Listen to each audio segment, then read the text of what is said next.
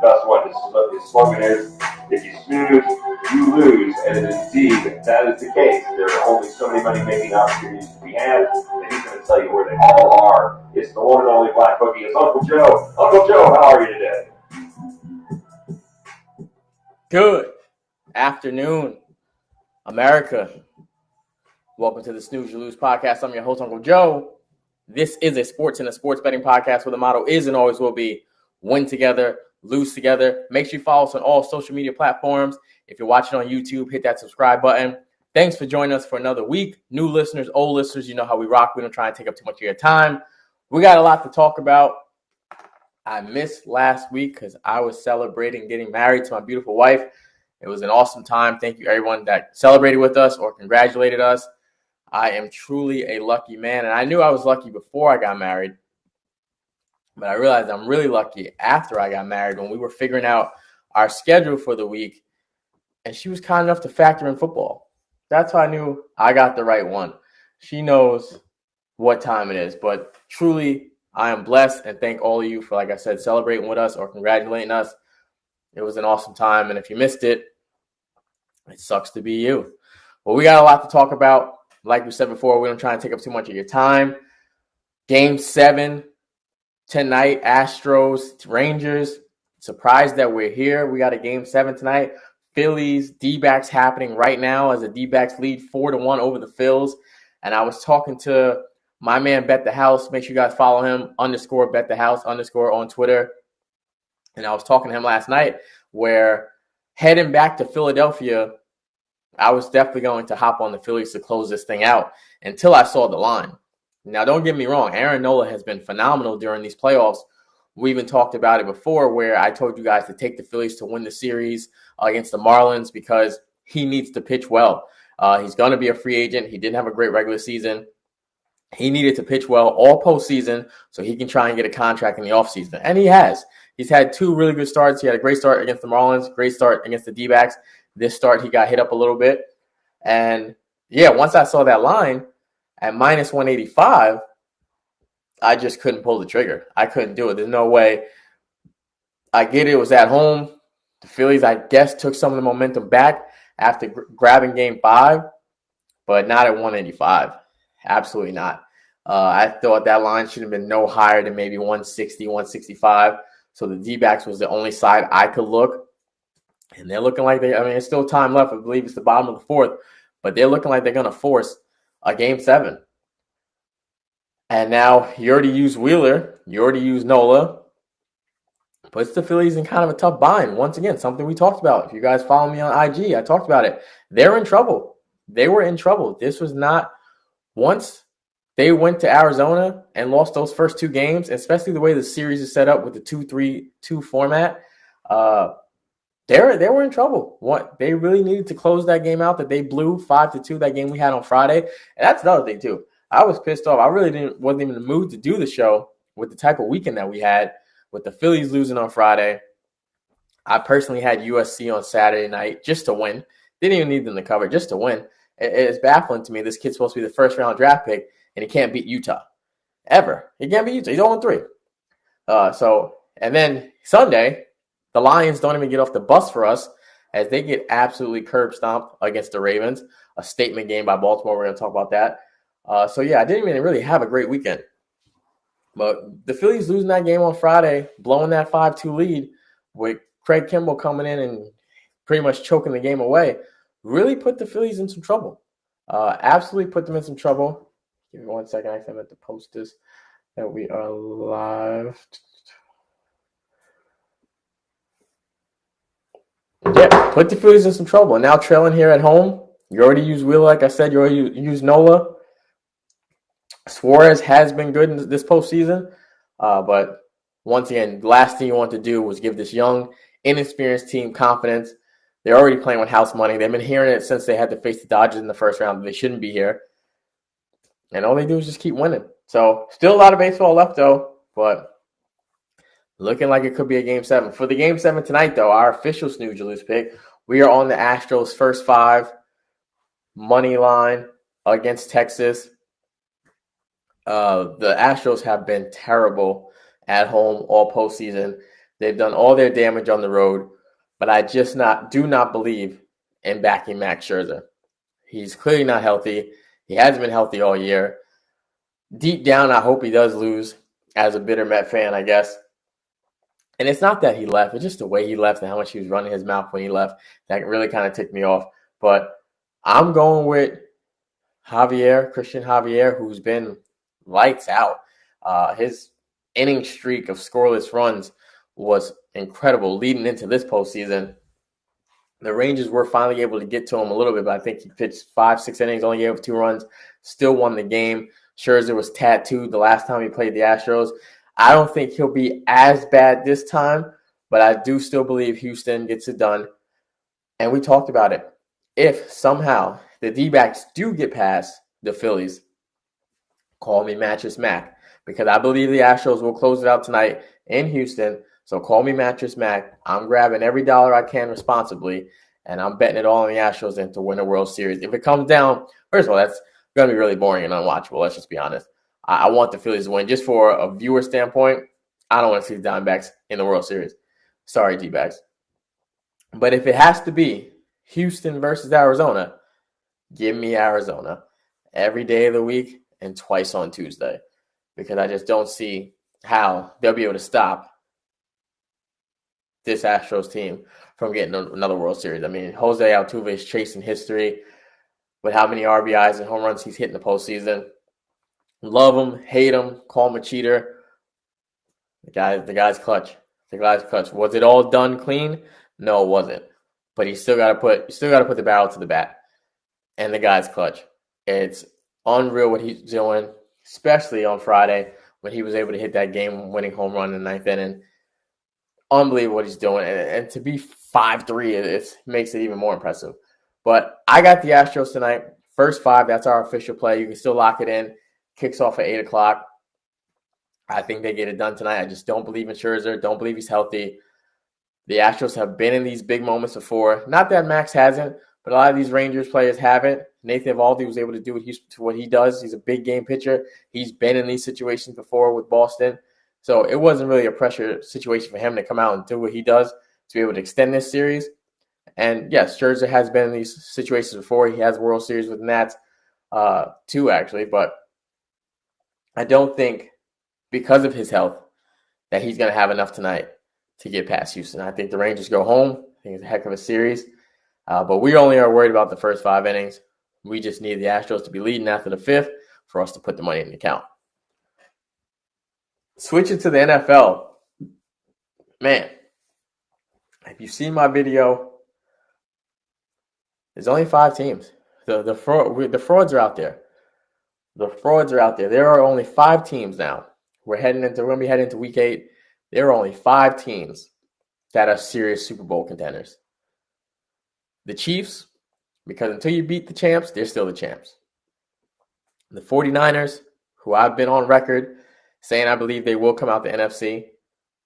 The Eagles, they showed us again why yesterday. The Jaguars, who I'm going to die on that hill until the season's over, as the team I do think will sneak out and win the AFC. And the Baltimore Ravens. That's it. Everybody else is pretenders. I told you guys last show about the Dolphins. You almost had me fooled. I almost jumped on the back of the bandwagon. And I said, I'm not going to do it. I'm going to wait and see. I'm not going to do it. And they've shown us already twice this year that they can't beat anybody that matters. They can't beat anybody that matters, and they can't win when it's not 80 degrees outside. It's flashy. It's exciting to see. They're the fastest team in the league. Their playbook is, it's incredible what the schemes that they're drawing up. But they can't beat anybody that matters. And the Eagles showed it again yesterday. They are pretenders. They don't beat anybody that matters. Buffalo. I don't want to hear Buffalo anymore either. I don't want to hear it. First of all, they have their name alone. They're known to choke. But I don't want to hear it. With Josh Allen yesterday and this Buffalo team, you can't be a Super Bowl team and lose that game to New England. You can't be a Super Bowl team and lose that game. I'm not even talking about covering the spread. Listen, they were 8.5-point dogs. I think some places it closed at -8. So over a touchdown favorite against a division rival on the road. I didn't think they would cover that game, and that's fine. But this is a game you still can't afford to lose if you're really that real. You cannot go into New England and lose to a team that in their last 3 games, they combined for 20 points. We sat here together 2 weeks ago. When the last show, we sat here together. And in the chat, we talked about it. The question was, what's wrong with the Patriots? Where do they go from here? That was just 2 weeks ago. We're scratching our heads every week figuring out what are they going to do with Mac Jones? When is Bill going to step down? What's the next move for the Patriots? We sat here right together and had this discussion. They come in on a 3-game losing streak, 20 points combined in their last 3 games. They stink. And here they are. They're hanging L on the Bills. Like I said, it was okay if you didn't cover. That's fine. That is not a game you can lose. It's just like with the Chiefs and the Jets. And we can go back and forth all day. The Jets should have probably won that game. It probably were hosed a little bit by the refs. But at the end of the day, Kansas City still won the game. They still figured out a way to win the game. And that's what Super Bowl teams do. Yeah, they're not going to cover every single time. This ain't UNLV right now in college covering every single game. You're not going to cover every time. But there's certain games you cannot lose. And like I said, going on the road to a division rival, to a team that really has no direction, no identity. The organization is in panic mode because they don't know, do we make our hero step down or do we sit here and suck it up and stink? Literally are in panic mode coming into this game, and the Bills can't get it done. You are not a Super Bowl team if you can't win these games. Those are the ones you have to win. This wasn't like it was cross country or you had to go to the West Coast or it was in London or something like that. This is right in your backyard. This is right in your backyard. A game you cannot afford to lose if you're that team. If you're supposed to be taking the next leap, because it's two out of the last 3 years, right? It's been you and the Chiefs. If you're supposed to be taking that leap, these are not games you can lose. It's unacceptable. Colts, Browns, obviously these aren't Super Bowl teams by any stretch of the reason, but the Colts scored 38 on a decent, a very good Cleveland Browns defense. But the thing with the Browns, what I'm talking about them is the Brown fan base doesn't want Deshaun Watson to play. He was in concussion protocol in the first half, cleared it, and still didn't play. They still didn't bring him out in the second half. The fan base does not want him to play. They have no desire. And the organization, you would think, does want him to play because of how much they paid him. But the fan base is tired of waiting. He doesn't look good. We gave him some slack. Oh, he missed so much time. He's going through legal issues. We cut him some slack. It's a whole nother year. He had a whole off season, came in fresh. He's been hurt. He hasn't played well. Is PJ Walker going to get you to the playoffs? I think he could. With their defense, I think he could. I mean, we saw they were able to hold on to beat San Fran. It wasn't pretty. It's going to be tough for anybody to come into the dog pound. Their schedule isn't brutal, but it's not favorable. I think he can do enough to get to the playoffs. But then again, he's not the guy you gave $300 million to. And the guy that you gave $300 million to, all those people that are paying for beer and parking and seats don't want him to play because he doesn't look good. When is he going to look good? The clock is ticking. At a certain point, he's got to perform.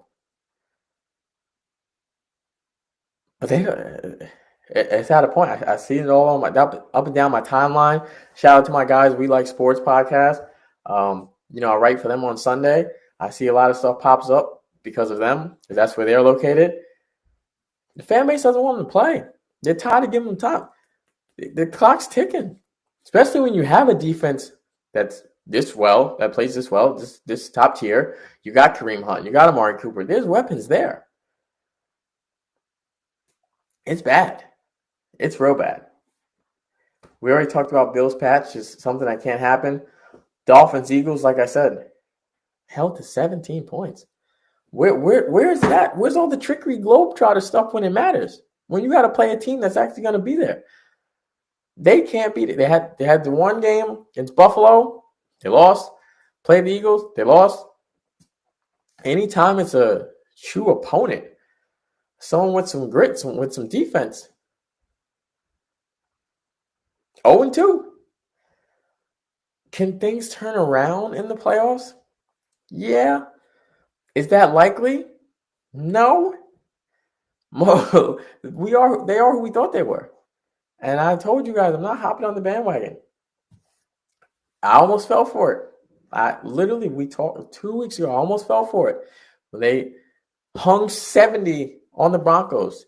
And then the following week, they came out and lost to the Bills. And I said, whew, thank goodness I missed that bus. Thank goodness. Because it was getting full. The bandwagon was getting full. And now you're going to start seeing people jump right off of it. They're pretenders. Ravens-Lions. Statement game by Lamar. Statement game. Now, that's what we call a statement game. We were fooled. This is also why I know, too, that the 49ers are going to kill the Vikings tonight. Monday Night Football matchup. Christian McCaffrey is playing. San Fran's going to kill them. You know why I know they're going to kill them? Because in our 3-team parlay, we had the Colts plus 10 covered. It was supposed to be the Lions plus 10. Obviously, we know what happens there. And then the last leg was San Fran. So only one of those is going to lose. You know how that works. Rarely ever in a parlay you losing more than one. You know just that one leg is going to lose to screw it. So we know San Fran's going to win this game tonight. I also had another one just for fun, nothing official. I had the Bills, the Seahawks, the Chiefs, and San Fran. So I know San Fran's going to pummel the Vikings tonight. And the Bills killed me, and the Lions killed me. But that's why normally parlays are just for fun. You don't want to count on those as your bread and butter because that's what happened. They go 2 out of 3, 6 out of 7, 7 out of 9. That's normally what happens. You can hit them every now and then. Absolutely. But to think that they can be substantial over the course of January to December, not likely. Not likely at all. Because I don't want you guys to think about this too. A lot of you new bettors, when you log into FanDuel and you log into DraftKings, what's the first thing they offer you? Same game parlays. First thing that pops up. Hey, look at this parlay everybody's taking. You should take it too. Now, why would a sports book incentivize that? Probably because it's not very profitable for the user.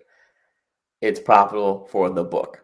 That's why as soon as you open it up, it's the first thing that pops up. Like, we got a same game parlay in this game tonight. You want to take it? Sucker bet. But that's why we only give it out on Sundays. That's the only time we do it. Because it's not substantial. And don't let people fool you that they post theirs, they hit a 16 and they hit a 17. Yeah, it happened. But tell them to show you all the other 50 that they didn't hit. None of the best sports bettors in the world don't take parlays. Some of the best sports bettors in the world don't even watch the game. They look at lines, they go place their wagers, and they go do whatever they got to do and check later to see if they won or not. Ravens-Lions, though, like we were saying, an absolute statement by Lamar. We were on the Lions plus 10. I thought Detroit wasn't getting enough respect. I thought this was a game they would come in, flex their muscle a little bit, have the league start paying attention to them. It wasn't even close. The game was over in the first quarter. I looked at one point in the second quarter, the Lions didn't even have a first down. What the hell is going on? Lamar was 21 for 27, 357 yards and 3 TDs. That's a shut-up game. That's when a QB's telling you to shut up. Because we hear all the talk. Everybody's saying, he can't stay in the pocket. He can only run. He can't throw. That was a shut-up game. Now, Detroit is not terrible defensively in the past. Their strength is their running defense. They lock down in the run game. They actually give up the least amount of yards on the ground in the league coming into yesterday's matchup.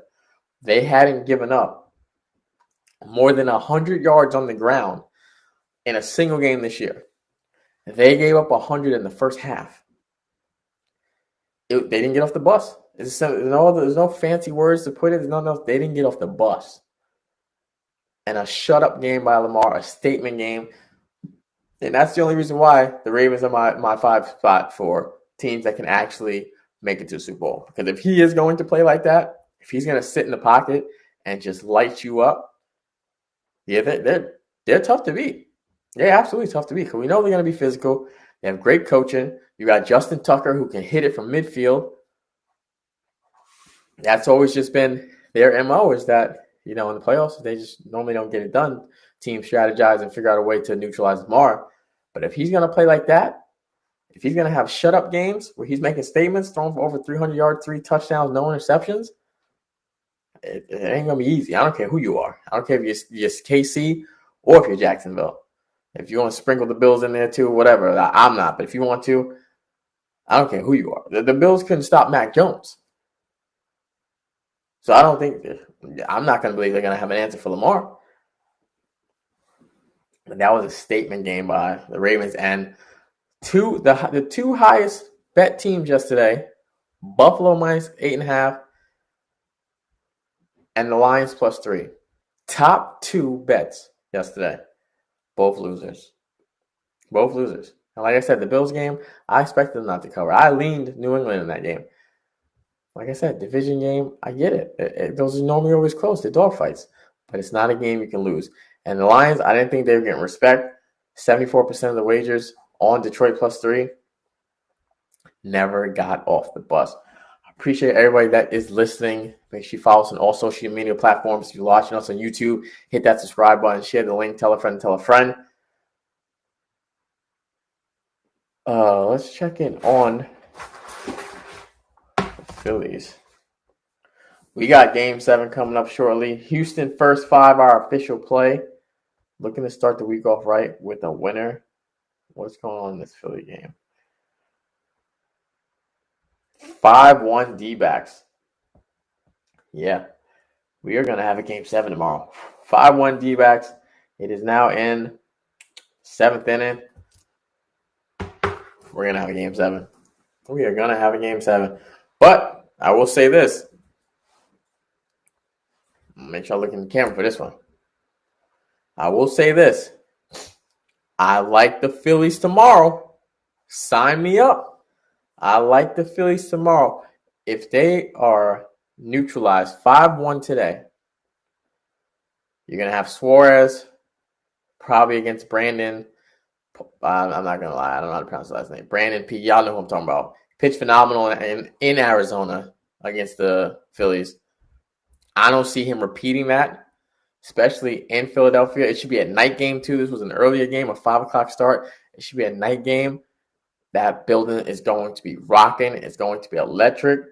And I just don't see him shutting down the Phillies' bats again, like he already did in this series, and their bats staying quiet 2 days in a row. Sign me up. Sign me up. Because Suarez hasn't been bad at all for the Phillies in this postseason. So I'm getting him at home against it. I'm hoping an angry Phillies team. Sign me up. I love it. I love long as the line should be right around. It should be probably what it is today in Houston. It should be like 130, 135. Night game. And I'm holding on to my seat now because I can feel the building shaking from here. That's going to be electric. And I'm definitely going to take the Phillies tomorrow to bounce back. Sign me up. It's not. Listen, I don't believe in the whole rig thing, right?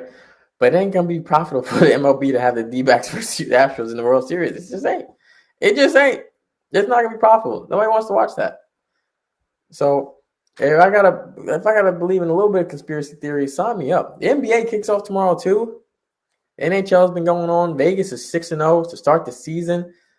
I'm kind of bummed too that the Liberty lost to the Aces. And I had the feeling in my stomach. I just didn't want to believe it because it's so hard to beat a team that many times. And the Liberty dominated Vegas all regular season. Well, I think they lost to them one time in the regular season, the first game they played.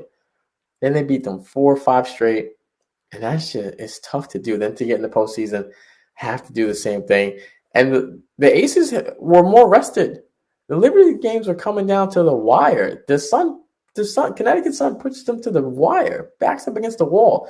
The Aces cruised into the finals and took care of business, even down 2 starters in game 4. It didn't matter. Wow, what a statement. Back-to-back for the Aces. The Golden Knights look like they're trying to go back-to-back off to a 6-0 start. They play tomorrow against the Flyers. Philly's off to a decent start to start the season, 3-1-1. I'm going to keep taking Vegas till they lose. Why not? Sometimes in sports betting, this is what I tell my friends too and colleagues and things like that. Sometimes I overthink it. Sometimes we overthink it. Sometimes we're sitting there waiting for, well, I don't want to jump in now because this might be the game they lose. So what? Then this is the game they lose. But then they might, if you wait now, right? They're already 6-0. So you probably already missed the first 6, right? More than likely, you might have missed the first 6, or maybe you only hopped on the last 2. I hopped on the last one against the Blackhawks. I'm taking them every single day until they lose. Every single day. Because you're going to wait, and next thing you're going to look up, they're going to be 9-0.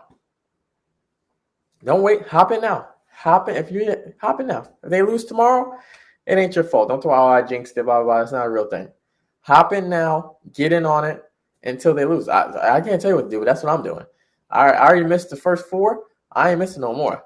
I'm taking them every single day until they lose. They play the Flyers tomorrow. Lock it up. I want the Phillies tomorrow. Lock it up. The NBA kicks off tomorrow.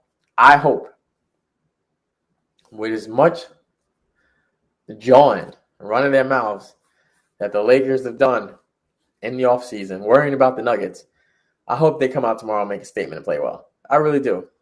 I hope I don't think I'm going to touch it, but I do hope they come out and play well and have a decent performance. But I was looking at also the night game to kick off the season. You got Suns, Golden State. And I'm looking at it. I'm thinking, like, who Chris Paul going to guard? Who's Steph Curry going to guard? It's going to be a tough matchup for the Warriors with Beal, Booker, and KD on the floor. No Draymond. He's going to be out with an ankle injury. Clay is not stopping anybody anymore. He's clearly not the same Clay of old. We already know that. Chris Paul and Steph Curry don't guard. They don't play defense. It's going to be a tough match. It's going to be a long night. I think it's going to be a long night. I think I really like the Suns to kick things off. KD might have a little, he might have a little extra motivation, kind of stick it to his former team. Maybe not. I don't know. But I like the Suns over the Warriors tomorrow. I just don't. There's so many defensive liabilities out there.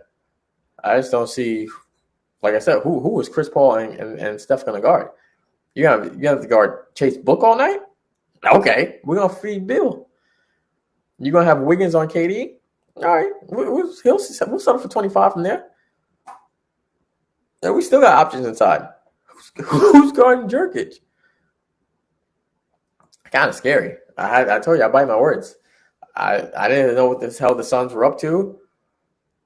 They're proving me wrong. I don't know if it's championship yet, but it's going to be a long night. I think it's going to be a long night for Golden State tomorrow. But you got Lakers-Nuggets first game. Then you have Suns, Golden State game 2. NBA season kicks off tomorrow. Looking to dive right into that. But before I end the show, one thing I want to talk about. Army-Navy. This is why I really can't stand college football, too. Army versus Navy. One of the lowest totals, which is the over-under, if you don't know. One of the lowest totals between the two schools in history. Because Army was dealing with some quarterback issues. They came out still. We're up 17-0. It's 17-0. The total's like 29. It's bad. 17-0. Navy finally gets in the red zone. And this is where the whole snooze you lose thing comes into play. I got in late. The original line, I think, was 11.5. It was Navy plus 11.5. So they can't lose by 12 points. I got in late. I got it at plus 10. I still felt confident because neither one of these teams really could score.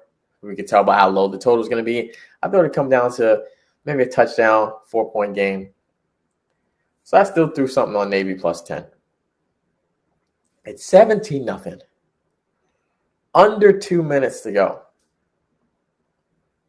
Now, Navy, in this under 2 minutes, in the fourth quarter, this is their first trip to the red zone all game. First trip. So instead of kicking the field goal and making it 17-7 and losing by 10, and we take the push, they go for 2. Read the room. Why would you go for 2? You've been to the red zone one time all game. Once. You've made one time. You thought you're going to onside go for 2. Convert. Because your offense has already been irrelevant all game. You thought you're going to go for 2. Convert. Get an onside kick. Recover. And then score again. Listen, I'm not being hypocritical too, because remember when I talked about Tulsa, when I said kicking is for quitters. Yeah, but they weren't kicking a field goal. They're kicking an extra point. They scored the touchdown. This is an extra point. Take the extra point, cover the 10, also cover the 11.5 for the other good people, and let's go home. I'll take my push because how bad your offense was, I'll take it. But to go for 2 and screw the people when you had no chance of scoring ever again in this game, read the damn room. I couldn't believe it. I'm sitting there like, all right, I see they score. I'm like, all right, perfect. I'll take the push. Sometimes it's better than a win. I'll take it. At least I know I'm getting my bread back. And I look up and I still see it's 17-6. And I'm thinking to myself, no way this kid missed the extra point. And even that I would have lived with. I would have still been upset, but I would have lived with that. But then I see they went for 2 and didn't convert. Who the hell do you think you are? Why? It don't make sense. Mathematically, logically, you weren't getting the ball back. And even if you were, you weren't going to score again because you haven't scored all day. What was the point? Read the damn room. Look out for the people. It's baffling. It's a head scratcher. I couldn't believe it. Like I said, I told you, I didn't have a good weekend. I was not in the mood to do the show at all. But after missing the show with, the wedding and everything like that, had to come out and check in with you guys and show my face and be here on Millions because that's what they're asking me to do. I got to do what I'm supposed to do. And you got to suck it up and take it to the chin. But, it was baffling. I'm really, college football is, we got the NBA back, NHL is back. I'm good on it. Because it's absolute head scratchers. Like I said, Caleb Williams, you still can't beat Utah. How are you number one draft pick? You can't beat Utah once? Once before you leave school? The kid you lost to Saturday, they don't even have a scholarship. He didn't have a scholarship. He's paying for his classes. It's a joke. An absolute joke. But like we always say, new listeners, old listeners, we don't like to take up too much of your time. I appreciate all of you for watching us here live on Millions. If you missed any part of the show, you can go back and watch it. People here on YouTube, thank you for watching as well. Hit that subscribe button. Make sure you follow us on all social media platforms at The Black Bookie. We'll be back next week with a lot more to talk about. Of course, the NBA is in full swing. Lock in Astros first 5 money line. Lock in the Phillies tomorrow. Sign me up. I want all of that. And Phoenix Suns, I think, as well, too. I think it's going to be a long night for Golden State. If this hits, it'll be posted. Because, I got to let people know when I'm right. But I don't ever hide when I'm wrong either. But in the words of the icon, Billy Walters, I've had some losing weeks. I've had some losing months. Never had a losing year. Snooze, You Lose podcast. Till next time.